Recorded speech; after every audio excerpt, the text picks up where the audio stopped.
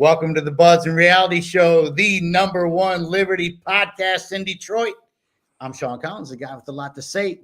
And we are here this week with our guest. Actually, dude, you're not a guest. You're a freaking co-host at this point, and now I'm having a hard time figuring out how to get the chat in here after all that. I hope y'all heard the music. I hope that made it. And but wait a minute here. Hang on a second. We got to figure this out. Oh, what'd I just do? I think the chat is open. I think we're open. Well, I hope so anyways. What is going on, y'all? We have 0 viewers at the moment. I feel like we need to maybe check and see if we are even on here. Oh, my goodness. I tried something new, and this is what I get. No, we're in. We're live. Hey, we are live. We are live. Oh, we got some people in the house. What is going on? What is going on, everybody? Welcome. We got Ben DeJong in the house. Ben DeJong, actually. We shouldn't call him Ben DeJong. Come on. Hello, IDS. Yes, Zach. Zach Attack loves this IDS thing that stands for Israel Derangement Syndrome, because I love Israel so much. They're my favorite group of people ever, and they're my favorite government ever. Not. I'm a little I don't think I've ever done a live show before, so this is kind of a little daunting. This is fun. I actually dig it, and it's something that I love to do, and you know, it's you get to see a lot more people. Ben, slap the IDS out of Sean. I don't think he's going to do that because he doesn't like that either. Zach. No fan of governments, especially governments that are terrorist organizations. Yes, Chris is in the house. He is here to spell check us all, and it is going to be amazing. Chris is the spell check and grammar master. I swear to God, if he follows you and he sees a grammar or spell hiccup, you are getting called out, and I love him for it because it makes me try to be better at this stuff. Oh, so that would be all governments. Yes, all governments. You guys know how I feel about all governments everywhere in the entire world. Oh my goodness, I'm so tired of it. It's gross. It's getting grosser by the day. But we are here to celebrate you, Mr. Ben. I was just going to say that's good. That's kind of an awkward intro to the newest government employee. Yeah, but you're doing the thing that is what we've been very passionate about on this show, you know, for a while now. And that's the local thing, dude. Ben, for all y'all who don't know, Ben actually got elected as village council in his town, which is amazing. Yeah, it's been quite the interesting. Now, so for people who don't know, I've been on the local village planning commission for a year, so I've met some people. It's what I wish more libertarians would learn is you don't just walk into a Senate seat. You kind of have to make a progress. So you got to start local. You got to build your brand, build your name, build awareness, and then it's amazing the doors that start to open up. I mean, I've already had people go, "Oh, there's an open seat over here," or "You'd be really good." I mean, the networking is so important when it comes to local government, or I think any government positions. And that is very true. And now let's just cut into it, because I feel like, you know, that's the only way to do it. So you're obviously elected as a libertarian in your village council. So riddle me this. Are you the only one? I would probably say yes, but are you? Oh, for sure. And I mean, I make sure, I think everybody knows I'm a libertarian. I don't think everybody knows what a libertarian is. We haven't, really gotten that far. So far I've been involved in 3 special meetings because we're currently interviewing for a new village manager.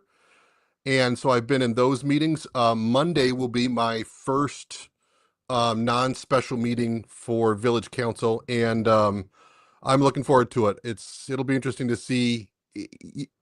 People don't come out to local government hearings because they're excited or they're thankful for what you did. They only come out to tear you to shreds. So I've been trying to be a lot more active on socials, and even just the other day I went over to our local DPW and brought them pizza for lunch, so I could meet all the guys and thank them for all the work they've been doing on the roads. And that's the kind of stuff I don't want to walk into a village council meeting and be surprised. I would much rather have those discussions before the council meeting to get to have, to have that back and forth with people who might have, concerns. We'll put it nicely, concerns. And so that village council meetings wouldn't be as contentious. I think a lot of times with local village councils, council members just hide behind the desk and they really don't interface with the community because there tends to be a lot of heat. And I'm like, heck, I'm a libertarian. Heat's part of the game. Amen to that. So they can't throw anything at me that I've not been called already, up until including a Nazi. So bring it. If I can deal with libertarians, I can deal with anybody. Amen. And that's that. And that's the funny thing. Have you been called a Nazi by other libertarians? Most likely, I would probably imagine. Yep. Yeah, now, that's a badge of honor that I wear. So not a literal badge of honor. That would be a different story. But yeah, I think once you get to the pinnacle of being called a Nazi, you're like, well, I'm clearly over the target because the flack is on point. That's right. That's right. Now, where you're at, is it more red or is it more blue? I would say it's about 50-50. So Lake Odessa is right on a lake, obviously, in Odessa Township. And so there's a really big mix of, wealthy people with houses on the lake and fish shanties. So I think I'm about a 50-50 split. Okay. Okay. Now, going into a 50-50 split then, you've had a few meetings under your belt now. Like I said, these are all been just special meetings, so we haven't had public comments. So Monday will be the first meeting that we'll have the public there full in force. And I think because of the village managers that we're interviewing, they both have somewhat of a checkered past. They're not perfect people and they're not perfect candidates. So there's been a lot of heat on our local Facebook page about both candidates. So I expect a lot of people that already have, a bug up their ass, or probably more like a stick, to come out and just kind of use it as a platform. It's just amazing in public comments.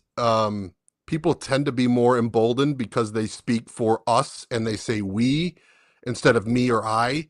And it's amazing when that happens. Like if I see them at the local pub, they probably would be nice as hell. But man, you put them in a village council meeting and it's like, who the hell are you? So I'm expecting some fireworks. I got some friends coming and I told them all, bring some popcorn because it's going to be a show. Isn't it always a show? I swear to God it is, especially when you get into all this stuff, But I guess my next question would be, have you caught any flack yet or not quite? Is it still too new?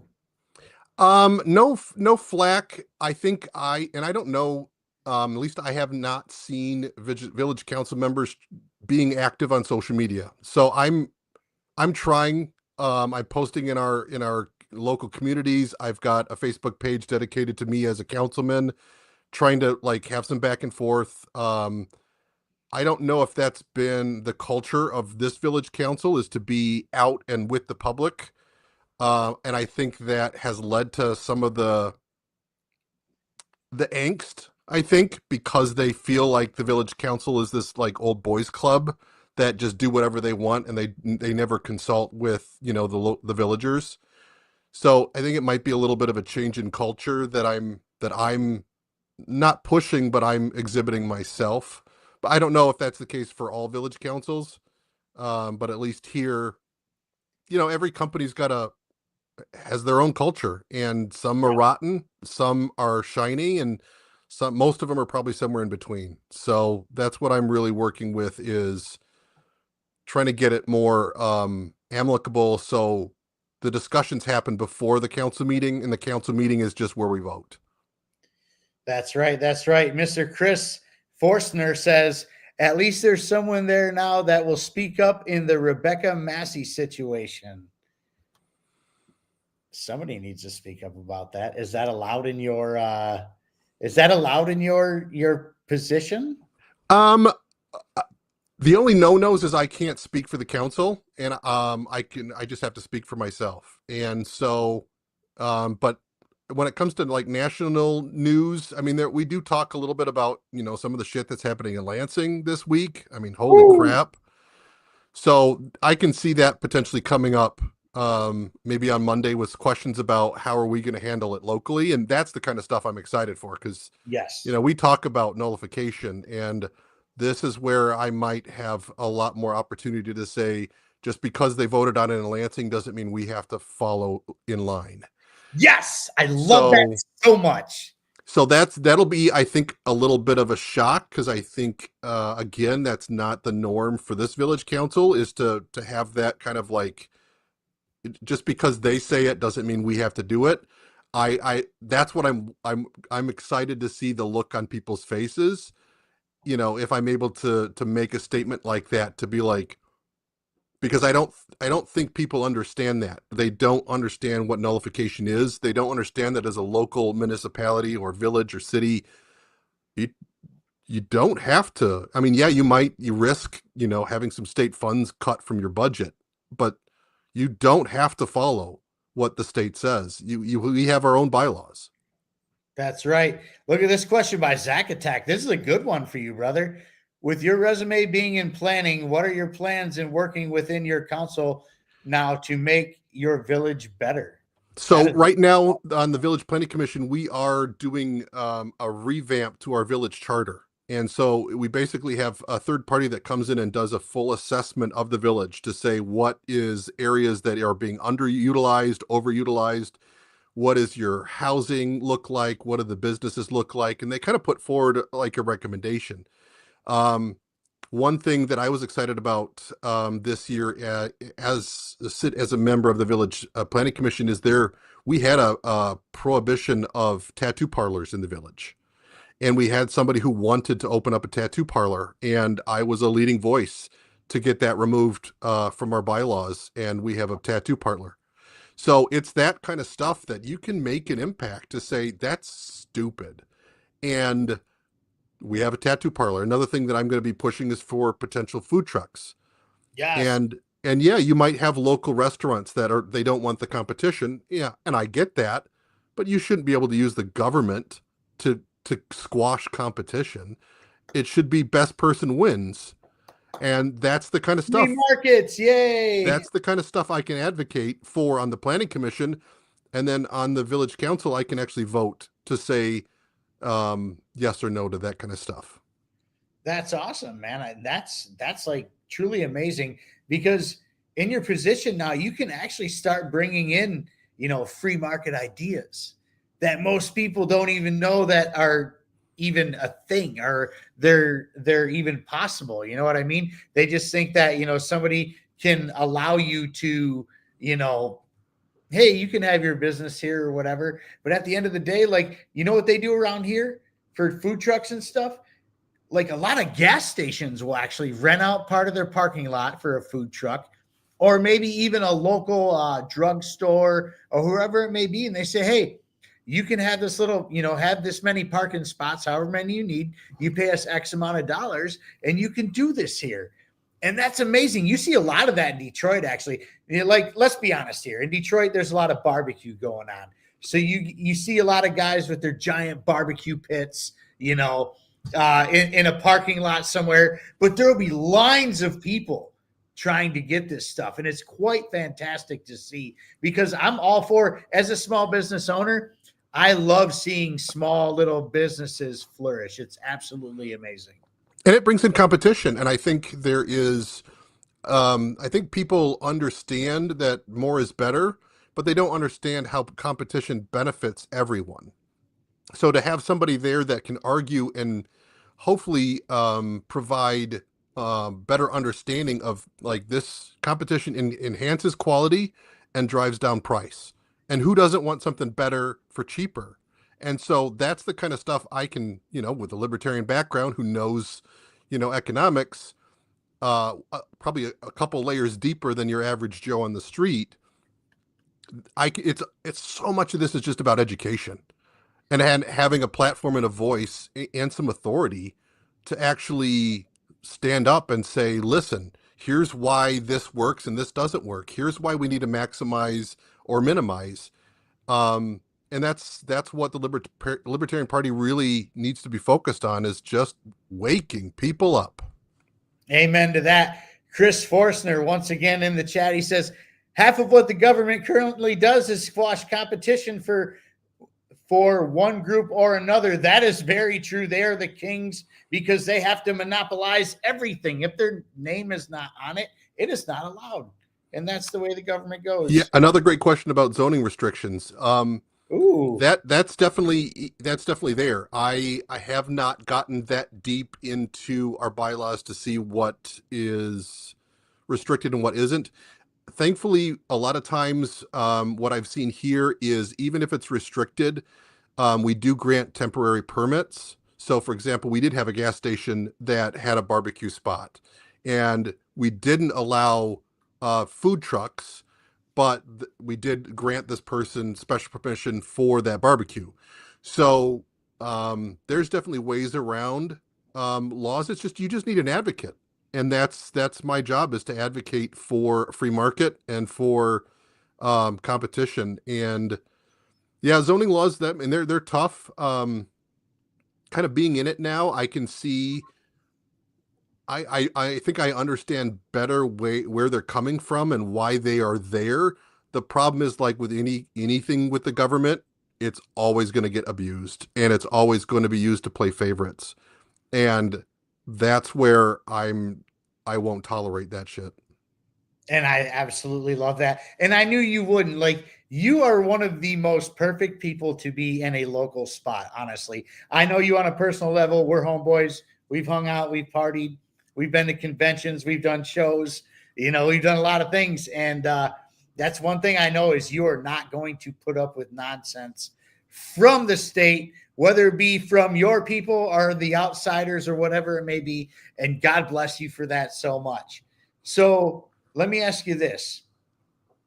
How long's your term? When it comes to, village council, like how long's your term? I believe it's 4 years, but I need to verify. It might be 2. Okay. And now what is your, I guess, mission in all of this? Like, what is your main purpose in doing the whole local village council thing? I honestly, I think it has a lot to do with just advocacy of libertarian ideals, and getting that to the forefront, not only to be able to vote on that and to be able not just to advocate, but actually have the authority to back it up, what I'm saying. But what I really wanted to see, especially like, I talked about earlier about the culture, is I want a culture of, you should be able to walk into a village council meeting and not be surprised. That would be my goal for a village, is everything is discussed openly and honestly outside the village council meetings, and the council meeting is just there for procedure, and that's it. That's what I'd like to see. And that's as it should be, Now, riddle me this.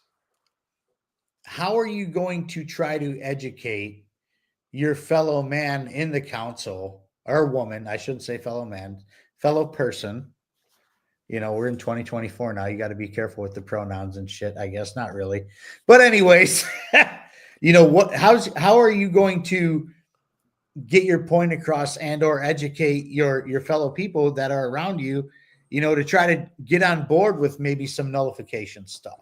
Well, I'm kind of going to use the Justin Amash technique of, I'm going to post on my Facebook page after every meeting. I'm going to say what we did. I'm going to say what we voted on, and I'm going to explain why I voted the way I did. So that way, all the general public has an opportunity to see and comment on what I'm doing. I think this happens even at the local level. Once you're elected in office, I think there's this pride thing, like I'm now better than everybody else. And I think once you think that way, you don't feel like you have to explain yourself to anybody. So there's just a lack of humility at the government level, I think, of any government level. So that's big, is just to realize I'm there representing the people, and I'm accountable to the people. And I think when you lose sight of that, corruption is immediate. You got that right, man. Zach is coming in with the fire today. I love it, man. This is Zach Attack. For y'all who don't know, Zach Attack is one of the hosts of The Legacy Right. That actually comes on after my show every Friday. He's on at 9:00 Eastern. I'm on at 7. He's in the chat almost every week. He's a great dude. Has a vast majority of knowledge when it comes to history. The dude is a history buff. Really good. But man, look at this question now. When you do have to work within the parameters of state law, how do you carry yourself in finding a trade-off workaround to bend but not necessarily break the bridge? That is a good question. That's, I think, for purists like yourself, Sean, that would probably be the hardest thing about being in government in any form or another, because more often than not, you're going to have to find a compromise. So that's where, I mean, there are some things that I'm just not going to compromise on when it comes to like favoritism. Like we're going to give this contract to this company, and as soon as I start digging and I question, oh, it's a family member or something like that, or we're going to spend money over here, and then I do some digging and find out, well, I can find 2 other quotes for half that price. That's the corruption that I'm not going to bend on. But when it comes to like zoning regulations, some things that, yeah, I don't agree on, but they're there, and I think the majority of people want them there. I'm going to have to just suck it up sometimes and just advocate for the lesser of 2 evils. And I voted for Trump this year. That's a perfect example of like the lesser of 2 evils is, as sometimes, especially when it comes to politics. And I think that's another thing, which is a good point, is there are some times where I see like a Thomas Massey or a Rand Paul, and they vote a certain way, and I just want to pull my hair out because I'm like, I know you know better. But maybe their constituents that they're supposed to represent want them to vote that way. And that's a tough position to be in as an elected official. If the vast majority of the people that you represent want you to do something, should you do it? In a democracy, that's the problem, is we do live in a democracy. And if the will of the majority of the people that you represent want you to vote in a certain way or want you to do a certain thing, and from a libertarian perspective or libertarian value, it's wrong. I mean, I haven't crossed that bridge, but I can guarantee I will at some point. And all I think I can do is to be open and honest and transparent and just say, this is what I think is right, and here's why, and try to convince as many people. But at the end of the day, I represent the people, and if it's clearly the will of the people that they want this, not that, I may either have to vote that way or simply abstain. Now, you called me a purist, and that's kind of funny. I love that, actually, because to a point, I am a purist. I'm an anarchist. As a matter of fact, like my perfect scenario is zero state at all. But I think a very good start to that would be the complete abolition of the federal government and let the states run as they see fit. I think that would be a fantastic start, because I'm never going to get my way as an anarchist, especially in this climate. I know that. I have a brain. I read enough. I get it. And as a matter of fact, I feel like purists are going to be the ones who destroy the Libertarian Party, which they're doing a pretty good job of at the moment, which is unfortunate. Well, half of it, but that's kind of the thing. So, this is where I'm at. I understand the coalition building with Trump, and I was mad about it at first, and then I came around to it because I was like, you know what? It doesn't matter. Like, if a libertarian got elected as president for some reason, they're going to have to play in the sandbox with Republicans and Democrats anyways. They are. It's just the way it goes. And so I kind of came around to it or whatever. And but I kind of knew, but it didn't force me to vote. I voted for, our guys here in Michigan, like Joseph Sully's Mullen, Andrew Chatterton. I voted for Andrew Chatterton and stuff like that. You weren't on my ballot because we're not in the same area. I would have voted for you, but that's the only reason I showed up was for those guys, because I told them I was going to be there. Especially Joseph. Joe came on my show and stuff like that, and he's amazing on foreign policy. He's great.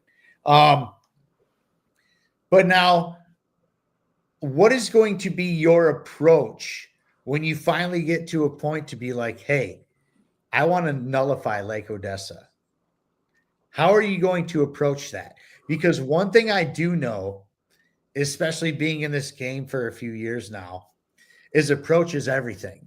And my approach sucks, which is why I stay in the bottom of the algorithms on X. That's just the way it goes, So, like, what's going to be your approach? Because you're not just going to tell a bunch of normies. You're going to tell the, federal government to pound sand, and, we're not going to comply.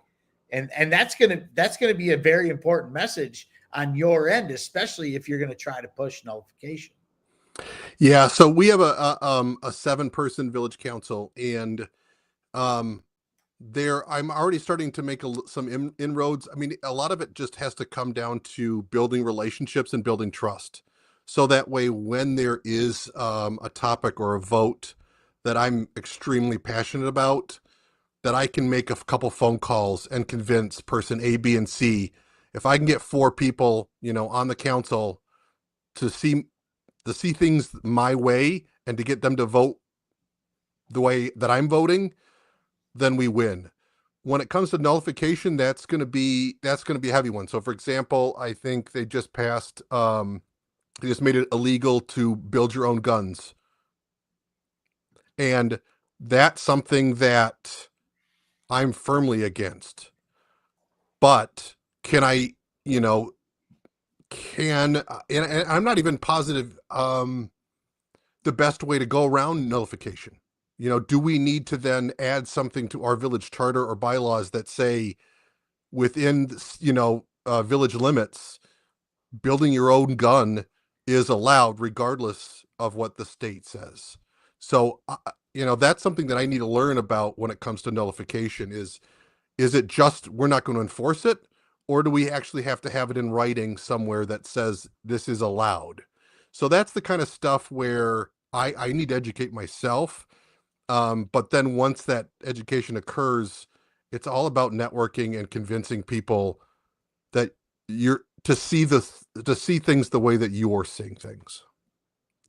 Look at Zach Attack's up in here again. Say it out loud some more. Damn, man, can you move to Dearborn County? Dude, don't come to Dearborn, Michigan. That's all I'm going to say. Can you move to Dearborn County, Indiana, and run for commissioner? You have my vote, and I don't vote, which means I'd actually vote. Wow. Zach Attack is a hardcore agorist, which that's a really big letter of approval, I guess. I mean, for somebody who doesn't vote, who is willing to vote, like I'll take that every day. We got Tommy in the house too saying this is why proportional system is better. You can both coalition and only worry about your base when it comes to the official platform. Okay, I dig that a little bit. That's okay. I think it's so important just to have principles and then to be able to stick to your principles. And I think that's important in any facet of life, but I think it's even more important in government. Is you need to have certain things that, like I said before, I am not going to move on this. I'm not going to move on this. I may have to compromise over here, but there are going to be certain topics I ain't compromising on.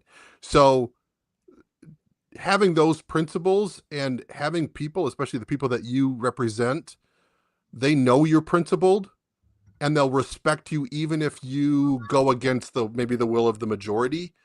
But that kind of stuff, that takes time. And people, especially libertarians, I don't think they understand it takes time to not only earn people's trust, get your name out there, have people understand what your principles are. You just can't walk into a position and just flash your principles and say, fuck anybody who doesn't agree with me. Doesn't work. You're not going to Damn get it. very far. So that's the kind of stuff. I mean, that's what they talk all the time about playing politics. Politics is just networking and convincing people that your ideas are right. And I think that's good. That's persuasion. It's when you start slipping people money or giving them contracts under the door to vote your way. That's crooked politics. Tommy says in European countries, the classical liberal parties can end up controlling a large part of government. With only like 10% of the vote, it would be higher in the US without vote splitting. Interesting. Yeah, I think in a lot of the parliamentary systems, you have to form coalitions with parties outside of yourself. That's why I have always heard of these coalition governments. And if you don't have a coalition, the government shuts down. In a lot of European countries, I think France recently had that, like their government dissolved because they couldn't maintain a coalition. So I don't know, that to me, that sounds more democratic than just you're the D's or you're the R's and you either win or you come in second.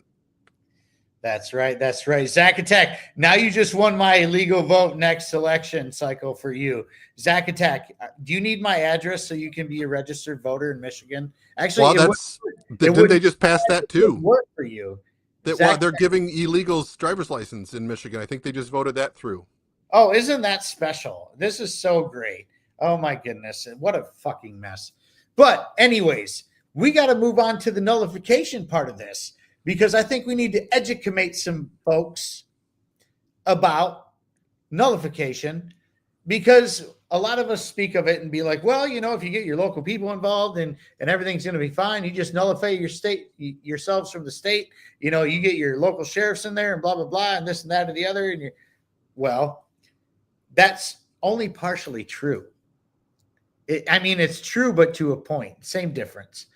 And the fact of the matter is, when it comes to nullifying your local village, township, charter, city, whatever it may be, whatever you calling them these days, wherever you are, everything's different. There's just like here in Michigan, there's Commerce Township and there's Commerce Charter Township, and there, what I mean? Stuff like that. So there's a lot that comes into play, though. It's not just about getting your local people in. That's a great start. That's how you start. That's where your voices get heard. That's how, you get to where you need to go. But you also need your whole community involved. This is a community effort. Nullification is a whole community township thing. Like, we speak of township liberation, your whole township has to be involved, or at least a vast majority of them needs to be involved. Because it's not just about saying, hey, federal government, pound sand, we made our rules or whatever. It's not like that at all. Number one, you have to make sure your local economy is okay. You have to make sure you have businesses that are making money. You have to make sure you have, police who are willing to back you when it comes to, this type of thing. Because let's be honest here, the federal government doesn't like to give up power. That's kind of like a thing that's not allowed. And kind of speaking to your point about police, so my local village actually has a police department, and a lot of smaller villages don't. And I think that's very key, is because if you're reliant on states or counties to enforce laws, you're kind of shit out of luck. Even in a village council spot, is because if you don't own your law enforcement agency, you can do or say whatever you want. It's the person with the gun, in the cruiser that's gonna make the final decision. So, having local police like I do, I think that's very key for nullification in any situation. Because what could happen is, like, hypothetically, now I'm in Detroit, Michigan. Okay. And say I want to nullify Detroit, and Gretchen Hitler decides that's not a good idea, and I'm going to send the state police into Detroit to, get you guys under control per se. But then I have made a commitment and some type of verbal agreement with the Detroit police and also my Wayne County sheriff, right? That we're not going to enforce this stuff no matter what. So if the state police comes here to make trouble and try to strip us of our nullification rights, right? Our local police and our local county sheriff is going to stand up for us and say, no, we're not going to do this, And at that point, it sounds like it could be a standoff, but really in theory, you look at it like this. You put this on a national platform because at that point, everybody's got their cell phones, right? Everybody's got something to record with. And so people are going to start recording stuff, and it's going to be, look at the state police trying to intervene on this peaceful township or city that is just trying to be left alone, but they don't want to comply to the federal and or state government rules per se. Like right now, they're trying to pass a bunch of gun laws, right? We could tell the Detroit police, hey, we don't want to do this. Will you protect us from this? They'll say yes. Hopefully. Well, especially if you have the majority of the city council, and because then you can actually tell them. That's again because our local police department, they report to the village manager who reports to the village council. So if the village council says you're not enforcing that, they're not going to enforce it. Like they work for us. They don't work for the state of Michigan. So that's what's so cool about having a local police department, a local police force, is they're responsible to the village council. Ultimately, they're not responsible to the principality or the state. But again, that's where you have to develop that working relationship with council members and with police chiefs. So that way, when you have that conversation with them at breakfast one morning, they would be like, yeah, I'm totally on board with that. If you've got my back, I got your back. That's how we win. Exactly. And Chris even chimed in, Chris Forstner again, the federal government will bribe every level of your support to counter your nullification efforts. So everybody needs to get on board. And that is 100% correct. They say it takes a village to raise a child. It takes a village to, nullify a community. You know what I mean? And this, getting your police involved is 100% like one of the most important things on, aside from having a strong economy, and also there's another factor involved where like legal tender laws need to be brought up. There's, the federal government be like, well, hey, you can't use our dollar anymore or whatever. If that's going to be the case, if you guys are going to try to part ways with us or whatever, hey, the dollar is no longer valuable to you. So that's another reason why even locally or statewide, legal tender laws are important. That way you can introduce other things like, precious metals. Like gold backs. But even before that, just to introduce them as a competition for the dollar. Yes. I mean, I can only imagine in this village, if every menu and every business, there was two prices, priced in dollars or priced in gold backs. Yes. I mean, you want to talk about waking people up, because that gold back price it'll never change. So a hamburger is always going to be 3 gold backs.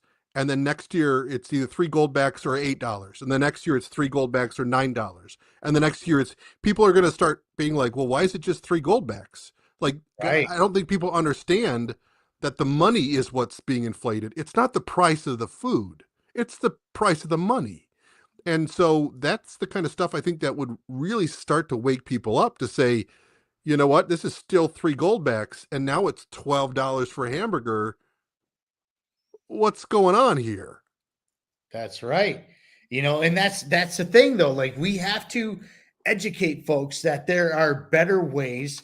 There are other ways. There's more than one form of money, and I separate money from currency. Yep. I really do, because there's a huge difference between the two.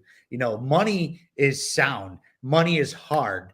Money, money is a store of value. Yeah. Currency is a medium of exchange.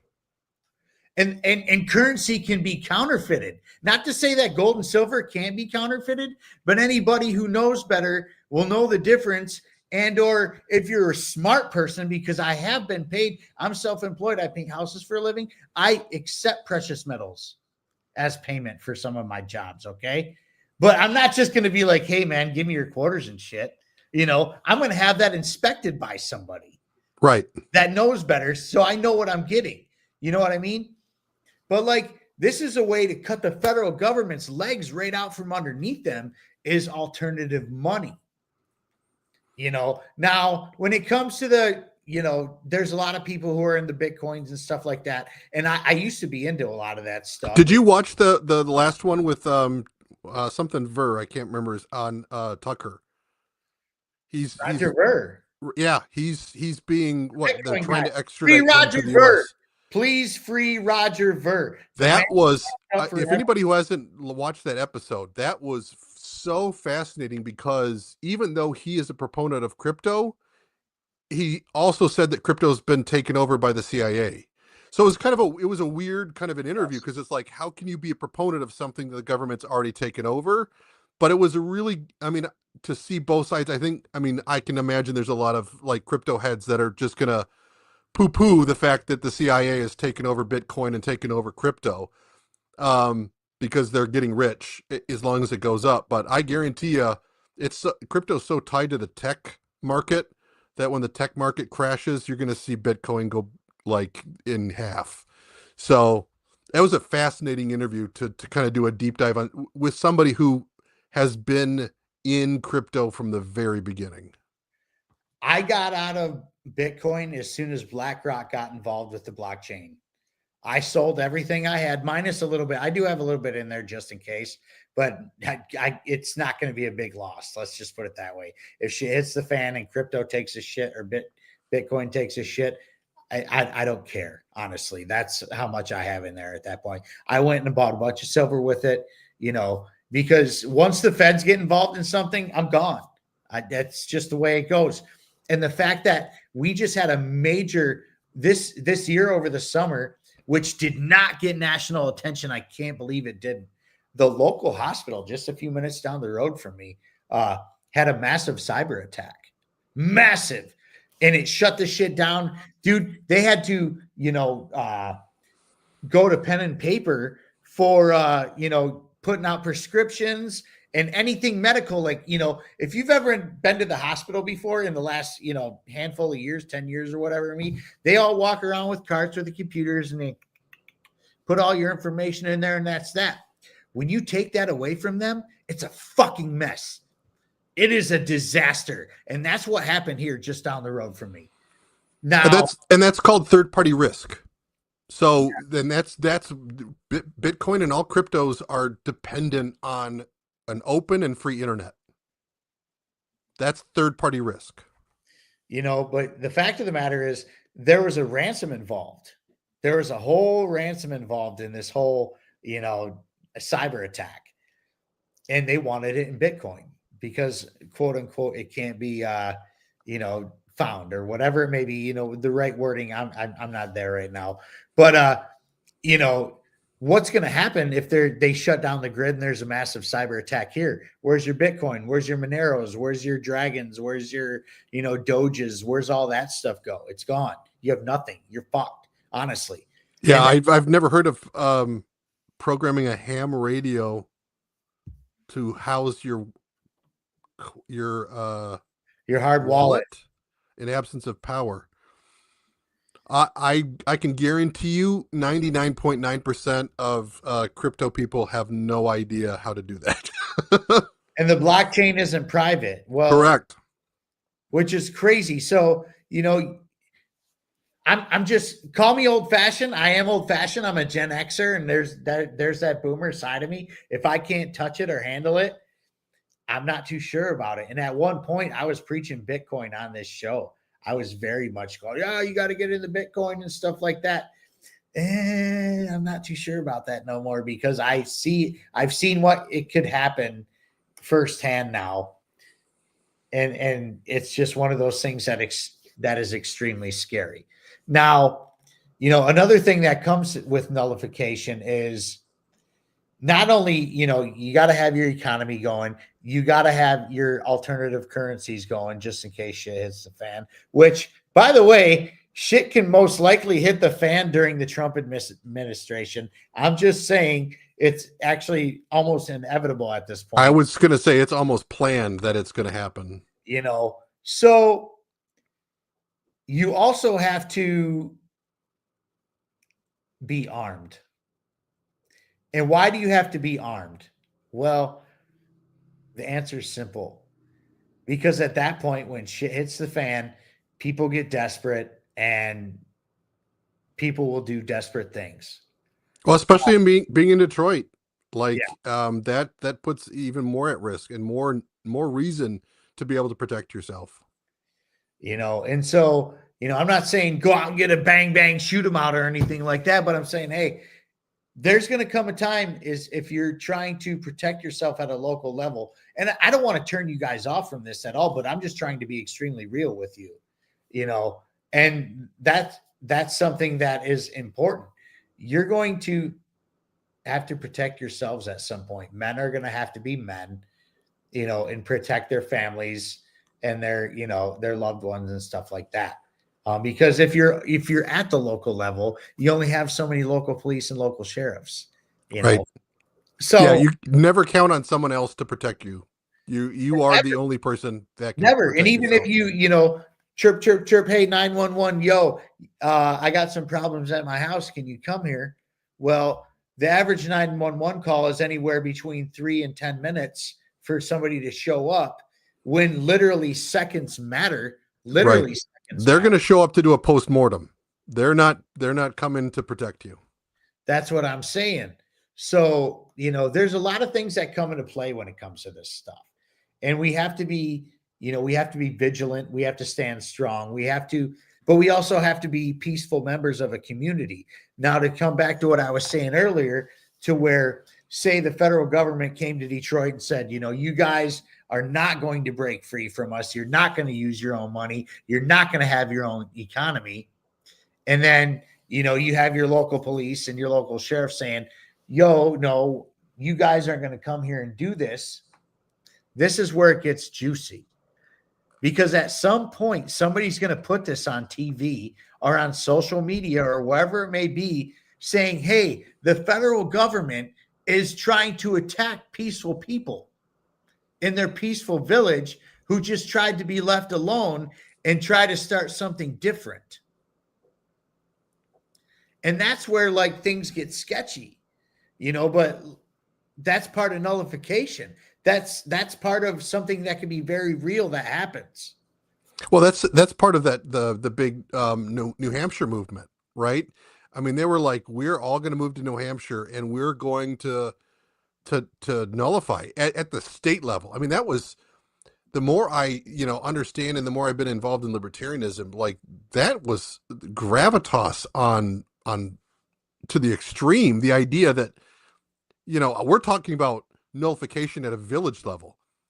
They're doing that in New Hampshire's. They're doing that at the state level, which is just absolutely bonkers. And kudos to them, because that's in some states it's crazy talk. We struggle to get a village, and what they're doing at the state level is, beyond impressive. Let's talk about New Hampshire for a minute. And hello, Mr. I am. I like this guy. He's a blockchain guy, actually. And him and I need to talk someday. You and I need to talk, Mr. I am. We really do. Get him on the pod. We do. We got to get him on the pod. We could probably do a huge roundtable and maybe possibly have a debate on precious metals against, crypto. And at the end of the day, it's all decentralized. I would hope it's all decentralized, but let's be honest, we got to get there. He says, sure. Hell yeah, man. I'm down for the cause, man. Zack Attack loves this guy. And if Zack Attack likes him, I'm in. I would be happy to. Hell yes, dude. We need all the education we can get, honestly. Seriously. But, oh man, I just totally lost my train of thought too. ADD at its finest, y'all. Precious metals and crypto. I do butt heads with a lot of the crypto people, but what's important is that we understand what fiat money is, and we understand how fiat money dies. And I think it's so important because the general public, they don't understand. And that's why it's up to people like us to help them understand it, and it's going to come with a lot of criticism and stuff like that. But that's another thing I would like to get into, with you, because there's going to be a segue at this point. And, education is key to all of this. If you can't educate your community on how to make it better, you're just going to be stuck with the status quo. But messaging is something that is very, very, very important. And that's one thing I've been hard on the Libertarian Party about lately, is because they've had over 50 years to get their message across at this point. I don't think they've never really focused on it. I think that's so much. Angela made a post on Twitter the other day about, or it might have been just today or yesterday, about judging the Libertarian Party purely based on vote totals and percentages. And that's been the messaging since beginning, is like, oh, this year we got 2.5%. Can we get 2.6% next year? Like, the messaging has been about just vote totals and percentages, as opposed to impact on status quo, or impact on the state, or impact on local government, state government, and federal government. Are we making an impact? And that was kind of eye-opening to me, because I don't think I thought about it in that term. Is that what's more important, 3% or Vivek Ramaswamy running, or being a part of government efficiency? Like, I'll take Vivek over 3% of the vote. But it's amazing how many libertarians would rather focus on 3% of the vote, and that's what they want their messaging to be. But I get where you're coming from with that, but like that's kind of what I'm getting at, but not what I'm getting at. What I'm getting at is they've had 50 years to get their message across. And it's always every election with libertarians. We got to get our message out there. We got to get our message out there. It's all about messaging, and we got to get our message. Well, it's been over 50 years, and a very much vast majority of America are clueless to what libertarianism is at all. True. None. Like, nobody. If you go into a local high school and ask them what libertarians are, they'll be like, what the hell is that? Well, and that's your local 20 to 25-year-old. What's a libertarian? What the hell is that? I think that was the importance of the Ron Paul revolution. And ironically enough, that was coming from a Republican platform. But like, he was the one who turned, I was born in a Republican house, so I was a Republican too. But until I heard Ron Paul, and ironically enough, the best messenger was a Republican. Right. Which Ron Paul was great for that. Oh man, we're going to do it after the holidays show, early January. Yes. Roundtable. We're going to make it happen. Get in my DMs, please. But yeah, like, and the LP is just one avenue for messaging. That is correct as well,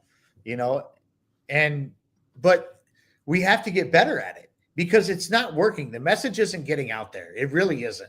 So, well, I would beg to differ, because I know so many more Republicans now that are anti-war and suspicious of the government because of Trump.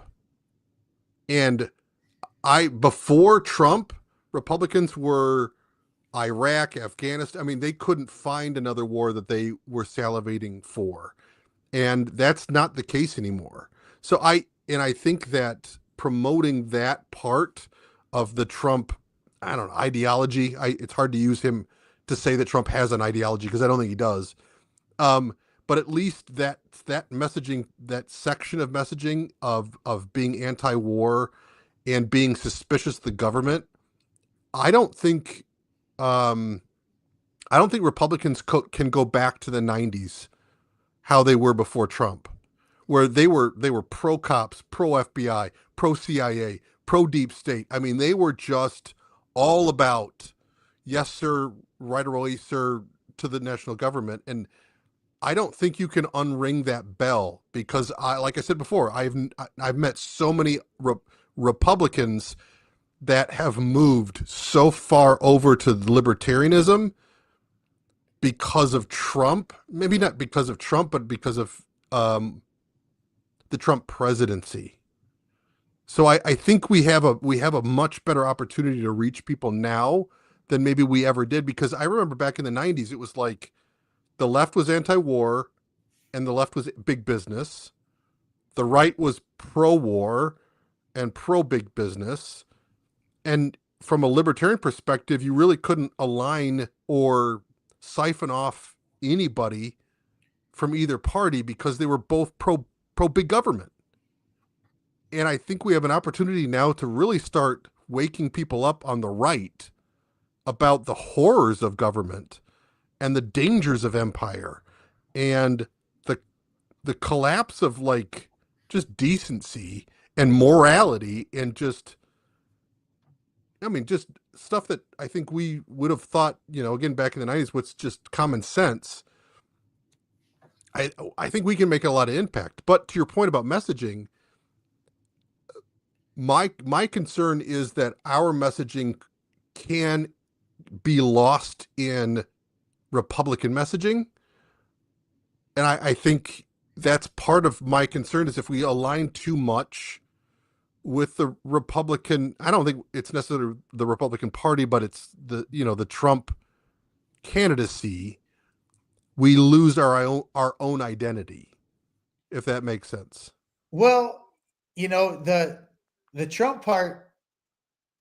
Okay, oh man, I got to word this carefully. And Chris says it's not that the messaging isn't getting out there. People just have to come to terms with the fact that the majority doesn't agree with our message as a whole, which I do agree with to a point. And he also says, so you spread the ideas and hope they pick up parts they like, which I think we're somewhat, okay, I'm just going to break it out. We're going to do it. We're going to do the thing, and I'm probably going to make some people mad. I'm sorry, not sorry. Trump in the beginning of not in the beginning, but, when he's starting to surround himself with the Viveks of the world, and the RFKs of the world and the Tulsis of the world that, a lot of libertarians did like, people were like, yo, this is pretty good. And even myself was like, man, I'll give this guy the benefit of the doubt, and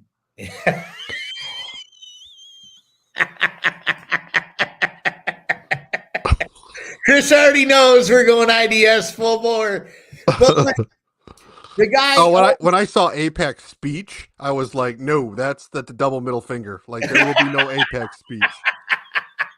If you want to say, here comes the anti-Apex speech. No, that's what he means. That's what he means. Okay, that's exactly what he means. Thank you for clarifying. Oh my God, Chris, exactly, I'm sorry about the goalposts. The Israel derangement syndrome is coming out right now. Okay, we're gonna have to do it. Wow, so, he knows you better than I do, dude. Because I've been pissed off about this for a long time now. So Trump starts to surround himself with some good people, and we're gonna go after the government programs, and the Doge is coming out. I'm like, all right, this sounds good. This is pretty good. I'm giving him the benefit of the doubt. I'm like, yeah, maybe he's gonna be a little bit different this time. And then all of a sudden, Marco Rubio comes out. I'm gonna name Marco Rubio to my cabinet, and I was like, fuck. Well, now we're going to see my bald head now because I just threw my head down. Because that's what happened. Marco Rubio came in, and I was like, here we go. And then you're the one who actually pointed out to me that his biggest donor was Miriam Adelson. And I was like, oh, God, here we go. And that they gave him a list. And they said, we want this person for this spot, this person for this spot. And I guarantee you, Vivek, Elon, Tulsi, RFK, they were not on that list. Yeah, and so, but all of a sudden, it's like, oh, another Israel first neocon, another Israel first neocon, another Israel first neocon, and I'm going, here we go, dude. And now all of a sudden, it's like, oh, there's all these fucking drones flying over the fucking East Coast, And that's another episode. And but they're saying, this is so all of a sudden the media is, maybe there's some warship from Iran in the deep Atlantic that is sending these drones over here. And I'm like, oh boy, here we go. Like, they're setting it up now. Like, to make a long story short, dude, Trump is going to level Iran as soon as he gets elected. I don't think he will. You don't think so? No, I think he'll continue to fund Israel, but I don't think he'll commit U.S. troops. Oh, I hope I'm right. I hope to God I'm right. I do hope you're right too, because the way I'm seeing it right now, there is going to be a massive conflict in the Middle East in the name of Israel because of who he has in his cabinet and who's chirping in his ear. And I do want to be wrong. Trust me, I do want to be wrong. If he listens to Vivek and Tulsi, Tulsi is definitely somebody. I mean, she's been indoctrinated to hate Muslims. You can just tell she's been. My brother has been multiple tours in Iraq and Afghanistan in the Marines, and they drum it into their heads that these sand N-words are lower life forms, and that's what they are programmed to think that they are less than human, and you can tell Tulsi's been programmed that way too, is to think of them as lesser beings. But, and I'm going to say people need, she understands that trying to go after Iran can easily bring in Russia and China, because especially now with Russia losing Syria, Russia will not lose Iran. So if we do that, it's World War III, it's nuclear holocaust. And I think Tulsi gets it. I think in Trump's gut, he gets it. I mean, weren't they going after, he had stolen some war plans against Iran in before he left office. They went after that stuff at his home because he was trying to be framed or trying to be pushed into a war with Iran. And he was like, I'm not doing this, because the deep state was really pushing it. So I think he gets that's what they want. And I think he gets that's not what's in America's best interest. And like I said before, I hope and pray that I'm right on that. I do too. Again, I really do. I really do. Again, what was the alternative? Because Harris would have just kissed the ring and there would have been no. They all kissed the ring, and that's the problem. I'm just saying, but at least Trump has he has shown that he's willing to push back. I mean, I really hope. I'm trying to be optimistic about this stuff, but I'm trying to be realistic too. And the people he surrounded himself with are not the right people. And I feel like they are going to get him into a conflict. Well, he caved half of them. To the neocons. He caved to the neocons last time when he went and bombed the shit out of Syria and Yemen in his last term. He didn't want to do that, but the neocons are like. There was, and I'm sorry that I can't remember the podcast, but I was listening today, and somebody said that right now everybody's hunky dory in the new Trump administration. Again, they haven't been confirmed, but the appointees, they're all hunky dory. But there is a clear split between Trump's appointees. There are the anti-war and the neocons, and at some point, those two groups are going to come to a head. And Trump is going to have to either lay down the law and either tell people to go sit and spin, like hopefully Rubio, or he's going to say, you're fired, I'm going to find somebody else. Because he has populated his cabinet with warmongers and peace. And eventually one of those two has to win out. I really hope the peace part does. I really, really do, because number one, the country can't afford it. Actually, no. I'm sorry. I need to take that back. Number one, it's the world can't afford it. The world can't afford it. We don't need to be losing our peers over something that has nothing to do with us. And it's going to be financially catastrophic. Like Sure, of course, this is why they're pushing for war, because the economy's hanging on by a thread right now. And so they need a reason to print money and get the people behind it. Well, and they need a bad guy so that when inflation skyrockets, they can. I mean, that's what Biden tried to do, is blame Putin. That's what they did. Gas was $5.50 a gallon. It's fucking Russia's fault. Bullshit, dude. You can't play us for fools like that. You're not going to play liberty-minded people for fools like that. And we're going to keep coming out with podcasts and telling you that, Well, that's my fear, is that World War III, which, there's a big chance of that, but like under a Harris administration, they would have used a World War III to completely censor the internet. Oh, look at this. Meanwhile, Israel has been bombing Syria and mobilizing along the border this week. No shit. And guess who's been funding Al-Qaeda? Who has been paying Al-Qaeda? The United States government is giving money to Al-Qaeda, who is our enemy for 20 fucking years. Let's talk about that real quick, because guess what, dude? Well, what's hilarious is the Pentagon has been funding the Assad regime, and the CIA has been funding the rebels. Isn't that something? Thomas Massey talked about this on Redacted today, is we've been funding both sides of this war for like almost 20 years. Yeah. And that just goes to show you, it's not about the outcome. It's about perpetual war. That's what it's always about. It's just feeding the war machine. It's never been about, we haven't won anything since World War II. Look at how many wars we've been in. It's not about winning the war. It's just about continuing the war. Yeah. It's about global dominance, and it's about planting central banks in countries to make loans to countries that they're never going to be able to pay back. So instead, we keep bombing them to keep them subservient, because they have something we want. It's so gross, dude. Why were we in Afghanistan for 20 years? Because they had fucking lithium in the mountains and they were bringing home heroin. That's why.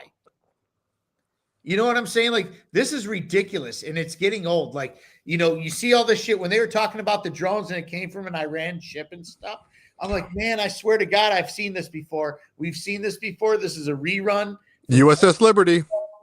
USS Liberty. God, Candace Owens show. I haven't gotten through all of that yet, so I don't want to talk about it. Oh, but man, for what I've seen so far, look, guys, I don't know what to tell you.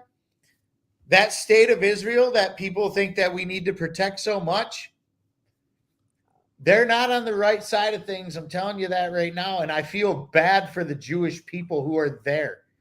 I really feel bad for their people. Those are God's chosen. The people of Israel are the chosen ones by Jesus Christ. Let me tell you that the Old Testament, yes, they were the chosen. Jesus basically said, no, they're not the chosen people anymore. New Testament basically says everyone is God's children. He kind of rewound that. But to your point about, like, there are so many people that I've seen on X conflate Judaism and Zionism. And there's a huge difference. Zionists worship the state of Israel. Jews worship God. I mean, they still think that Jesus is burning in hell for being a false prophet, and they're, as a Christian, they're dead wrong on that. But there's a big difference, because Zionists are state worshipers. Yes. And that's where I'm seeing, because Zionists want everyone to believe that a Zionist is a Jew. They don't want a differentiation between Judaism and Zionism. They want it to be all in one, and it's not. And I like the people who like attack Judaism, especially on X.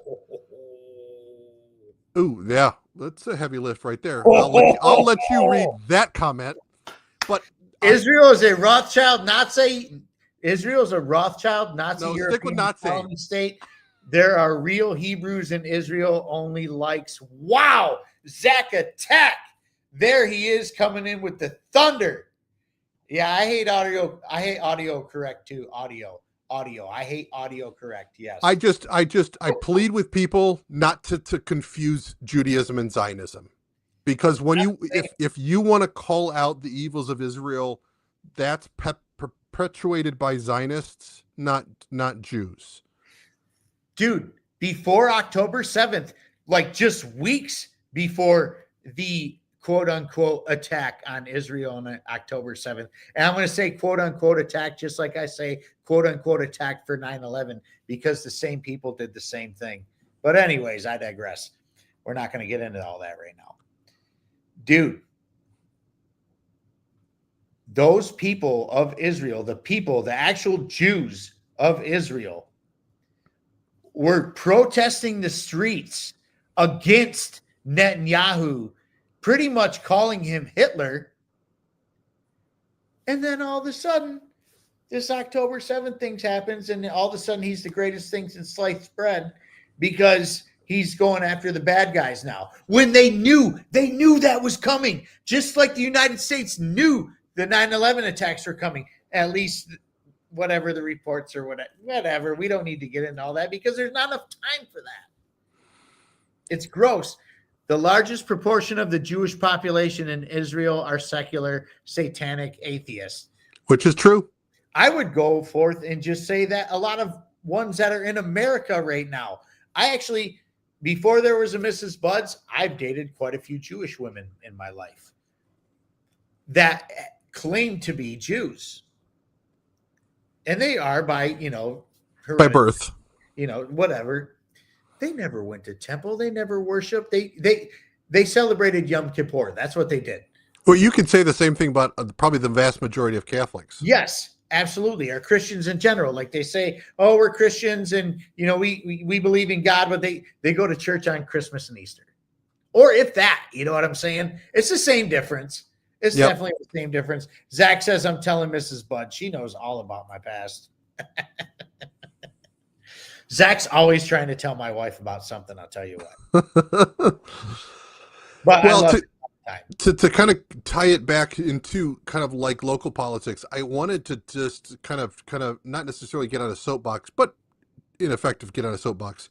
No, get out of the soapbox. There are so many open downtown development authorities, planning commissions, vacant seats on village and city councils. There is so many opportunities that people that are freedom-loving individuals. I don't care whether you're a Republican. I don't care like what letter comes after your name. There are so many open seats, and it's my village planning commission. I mean, again, I'm in a small village. It's one meeting every other month. My village council meets one meeting once a month. It is not a big ask. And it's not a hard, I mean, a lot of these commissions like village planning and downtown development, most of them are appointed positions. You just have to raise your hand and say, pick me, and you're in. So I'm like, when people who complain about the government or push against the government, but when they're pointed at, hey, why don't you take this commission or why don't you run for this seat?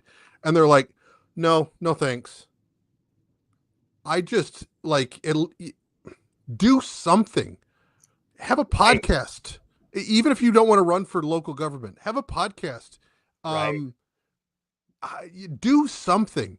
But if you're just a warrior on X or on Facebook and just like we hate the government, you're useless. I don't have a lot. That's all you're doing. You're useless. Seriously. You're yeah, exactly. You sound like an asshole. You're part of the problem. Yes. 100%, which is something, that I feel like we should wrap up with it. You know what I mean? Like we should talk about this because, there's talkers and there's doers. And let's just put it this way. I'm going to put out a number out there that's probably most likely correct. Actually, 90% of the people who say they want to do something for change don't do anything. They don't do anything except get on X. Oh, fuck the government. Oh, this person's doing something bad, blah, blah, blah. Maybe I'll cyberbully a politician. And that's the end of it. That's it. They're not doing anything. They're not putting their boots on the ground. They're not doing anything. Because I think, honestly, that is a touch of narcissism right there. Because it's virtue signaling. That's just leftist politics. It's like, I want the government to affirm, whatever it is. and you're not doing anything. You want somebody else to do something. And that's so virtue signaling. It's like either do something or shut up. Right. And again, it doesn't necessarily have to be involved with the government. I think what you're doing in podcasting is probably way more influential than what I'm doing at a village council level. But at least do something. And somebody like me, I mean, like I said in my title, I have got too many titles to list. I currently, I mean, if you want to check out my LinkedIn, Ben DeJong, I think I hold 8 or 9 titles right now between the Libertarian Party, personal titles within businesses, and local politics. Is I'm doing something. And I'm just telling people not to say I'm better than you. I'm telling you, if I can do it, I'm a single dad of 2 kids. If I can do this, you can too. True It's story. not, yeah, it's not, True story. it's not the heavy lift that I think people think that it is, but get behind your computer, put your phone down and go actually do something. And I just kind of that call to action of like, wake up, people. If you want to see change, then you need to be a part of the change. And it's not that big of an ask. Just Google, like, whether it's your local village or city, there's county positions, there's educational. I mean, there's so many things out there that you can walk into in a week, especially if it's just a nominated position. Me running for village council, yeah, it was on a ballot, so I had to wait to run. But sometimes village councils, they have vacant seats and they can appoint you. You just have to like write up a letter of like why you want to be a part of the council and submit it. And it will be on the agenda, the next time they meet, and you could get appointed. And it's not as daunting as you think it is. It's not as much of a time commitment that you may think it is. But it makes an impact. Like I said, within 1 year being on a village council, I got a tattoo parlor in our village. And that's it's immediate. That's anybody in the town that wants a tattoo now can go to the village council or go to the local tattoo parlor, and that local business person is thriving. So do something, and please do something. If you have questions, shoot me an email. You can find me, just shoot me an email at ben.dejong, it's DEJONG, at me.com, and just ask me questions, and just say, hey, where do I even start? Or I don't know Robert's Rules of Order, and so I'm nervous to do that. Or I don't like conflict, and I don't want people coming up and grilling me in a village council meeting. I'd love to talk with you. Like, I'd love to show that this is not as hard as I think people think it is. Or maybe people just want to be road warriors on X or on Facebook, and that's all they're willing to commit to. And if that's the case, you're better off shutting up, because it's exactly like, it's not even lead, follow, or get out of the way. It's either lead or get out of the way, because we don't have the time for just massive followers. I mean, we are massively in debt. We're on the verge of a Great Depression. We've got World War III around the corner. It's time to get off our asses and act. You got that right. Amen. And that's why we're pushing localization so much. And this is where I'm going to plug my sponsor right now, Township Liberation. Man, the organization itself is literally doing the Lord's work. Township Liberation is a man of the God, number one. Number two, he's literally going out there and doing activism every single day. He's literally doing workshops on how to liberate your townships on X every Tuesday, noon Pacific, 3 Eastern. If you're in one of those time zones in between, figure it out for yourselves. That's what I can give you. Thursday nights, he does a podcast with the Free Patriot Artist, 5 Pacific, 8 Eastern. And it's all about workshops on nullification and how to liberate your townships. They wrote an amazing freaking book. Look at this, The Revival of Common Sense by Thomas Decentralized. Look, y'all, this book is 76 pages. You can probably read it in a day if you got the time, or split it up in a few days if you don't. And this is going to give you a primer on how to liberate your townships. And guess what, y'all? Donald J. Trump was literally using quotes from this book during his campaign. So if you don't think this is serious shit, you're dead wrong. I'm telling you that right now. Not to say that I'm a big Trumper or anything, but if the upcoming president of the United States, president-elect, is using quotes from a book, I would at least look into it. You can get it on Amazon. It's amazing. Please get it. It's awesome. That's my guy, dude. And follow them at Town Liberation, at Town Liberation, at Town Liberation on X. And follow Two Free Mike, my homeboy, Mike Decentralized, who happens to be Township Liberation. This is how we do it, dude. And this is my call to action right now through all this. I do not care if you're MAGA. I do not care if you're MAHA. I do not care if you're a libertarian. I do not care if you're a blue dog Democrat or whatever your background is. If you want to see a positive change in your community, Township Liberation is the way to go. You get in with your local government, you run for offices, or you at least be an activist and bring liberty to the table. This isn't like a hard ask. This isn't a huge ask, but this is a big ask. Like, if you want to see change, it starts with you. It literally starts with you. You want liberty, it starts with you. You want freedom, it starts with you. Be the change you want to see. That's right, And the fact of the matter is we need people.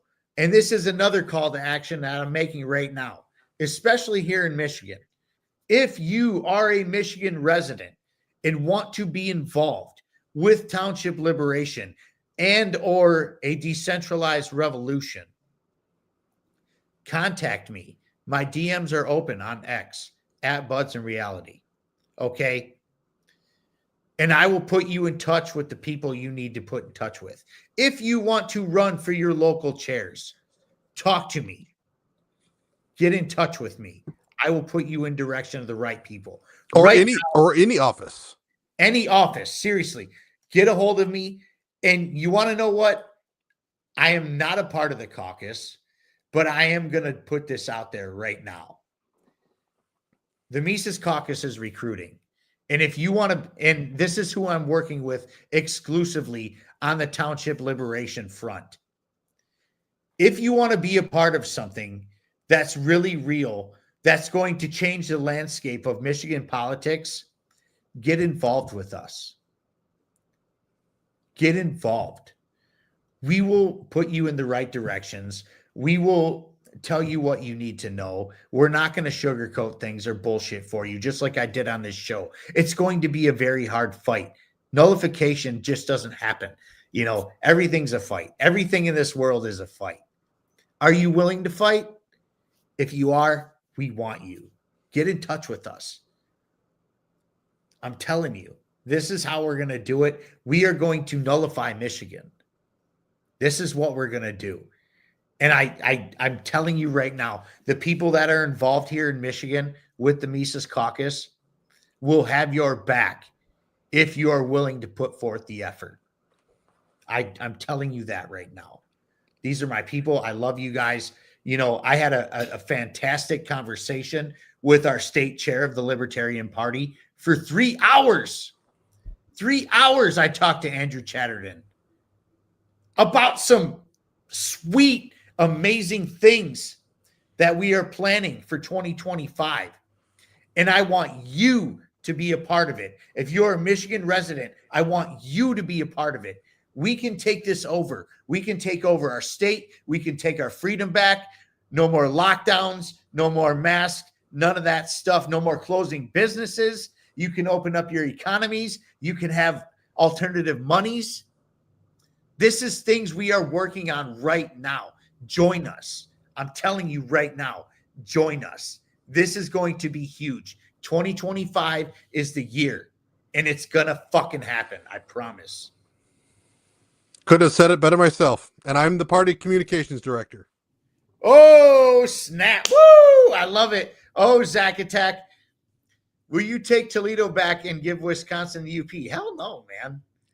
Take that up with Ryan Roberts. Ryan Roberts, if you're listening, Ryan Roberts will have something to say about that. But like, join us, man. This is going to be a big year for us. I'm telling you. And if I'm on fire about it, y'all should be too, because I have not been excited about political things in quite some time. But let's do this, you guys. We can do it. It can be done. Let's fucking go. Yes, let's fucking go. This is what I'm talking about. I love it, man. I love that, man. I love everybody who chimed in tonight. I love everybody who supports the show, likes, shares, subscribes to all things. You guys are the best. The people in the chat, you make this what it is, man. I love y'all. Zach Attack is amazing. Chris is amazing. Everybody who gets involved is just awesome, folks. But we have to stop pigeonholing ourselves into, woo, it's a libertarian thing and it's only a libertarian thing. The purists are going to be the demise of everything because they're not willing to play in the sandbox with the others. So, hey, purists, my message to you is get the fuck out of the way and take a seat. Take a seat because your time is over. It's over. It's done. I don't think I would have ever lived to hear you say that.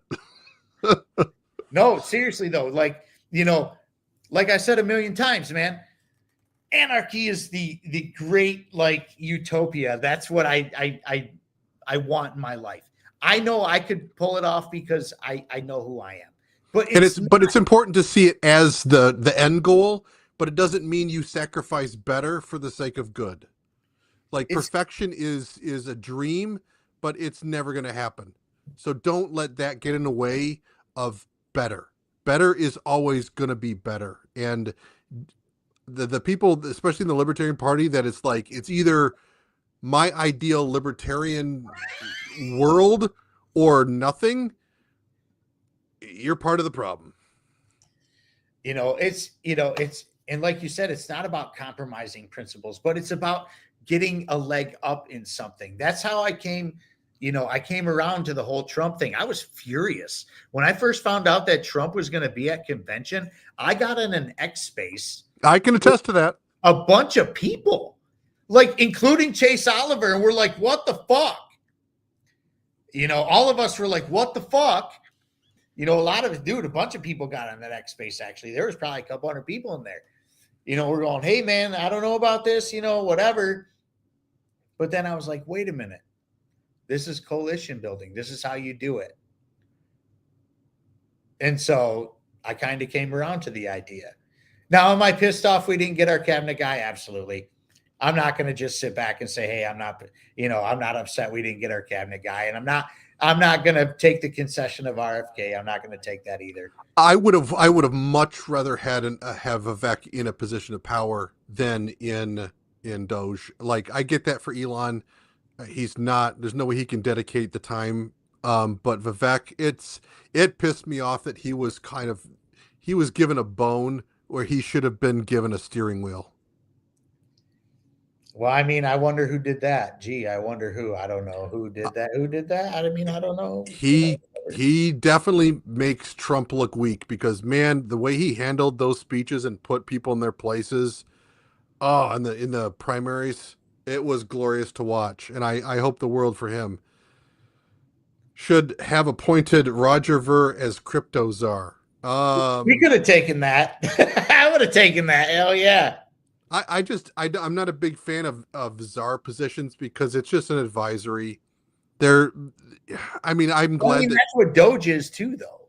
Yeah, but and that's good. I think with Vivek's platform with X, it's shining the light on the waste, fraud, and abuse is going to be better than we've ever had before. But man, I wish Doge had teeth, and they just walk into agency and you say you're all fired, right? And this we're done.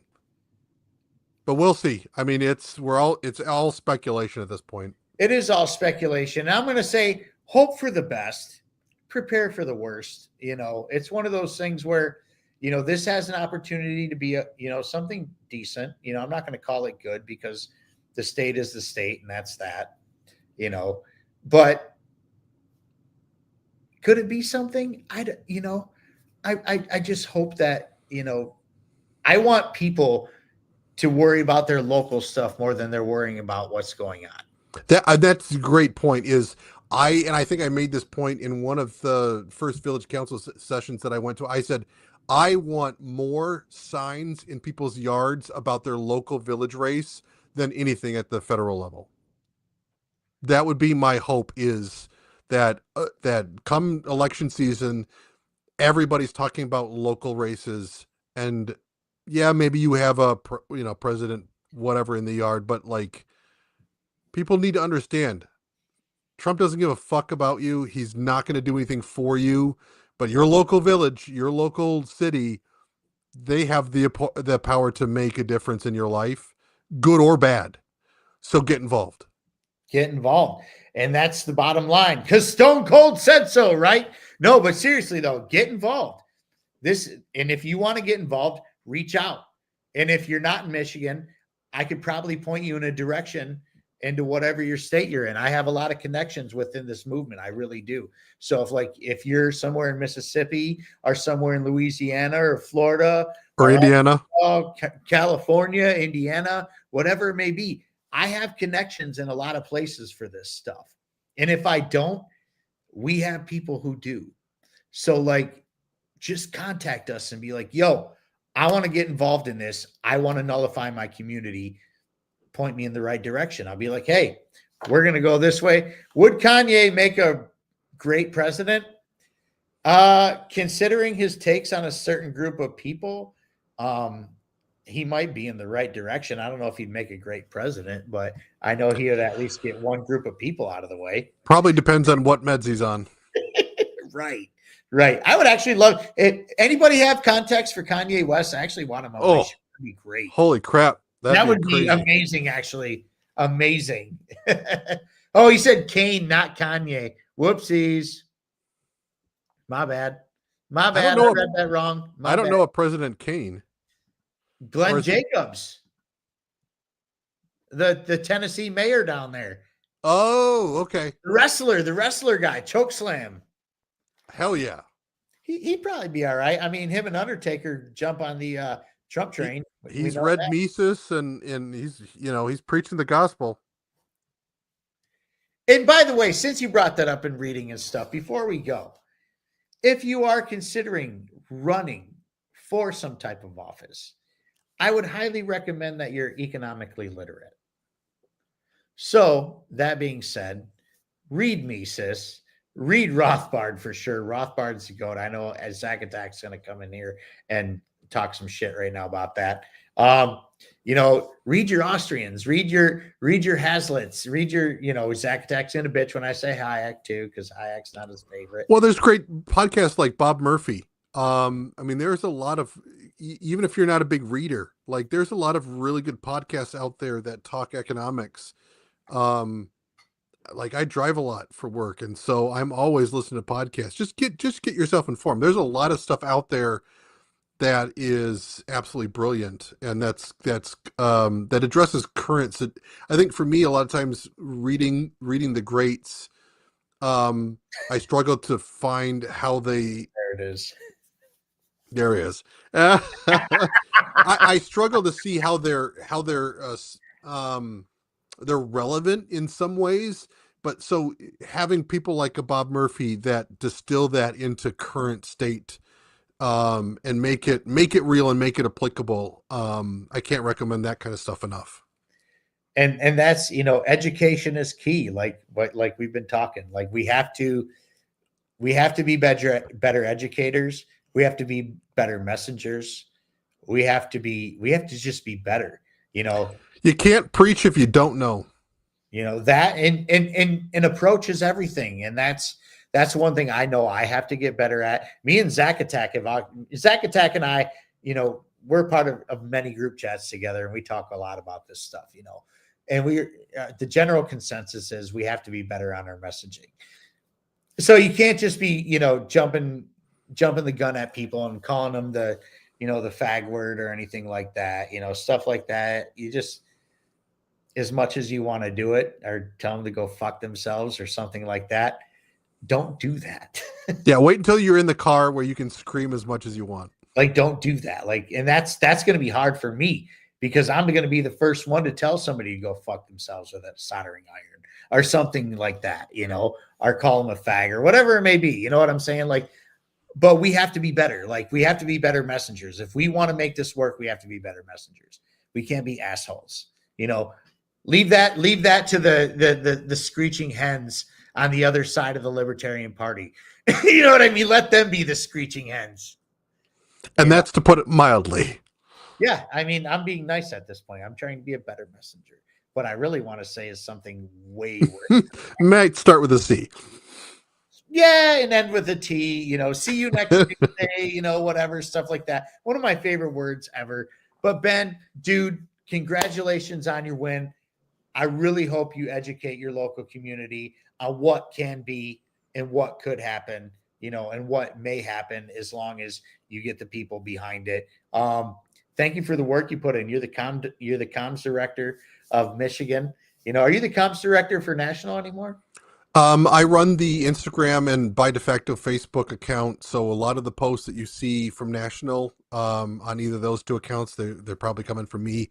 I'm also District 2 rep on the Libertarian Executive Committee for Michigan. And I'm also the chair of the capital area affiliate for the state party. So if you're in the Lansing area and you'd love to learn more, again, please reach out. I don't even care. You just want to have a discussion. Shoot me an email, ben.deyoung@me.com. I'm open to have any conversation about anything, whether it's running for local races, whether you want to join the party, whether you just want to pick my brain about something. I'm always available. Please hit me up. If you want to be a part of the change, like Sean said, we're going to move forward with it. Without you, we'd rather have you with us. That's right. And please, please, please, please reach out, please.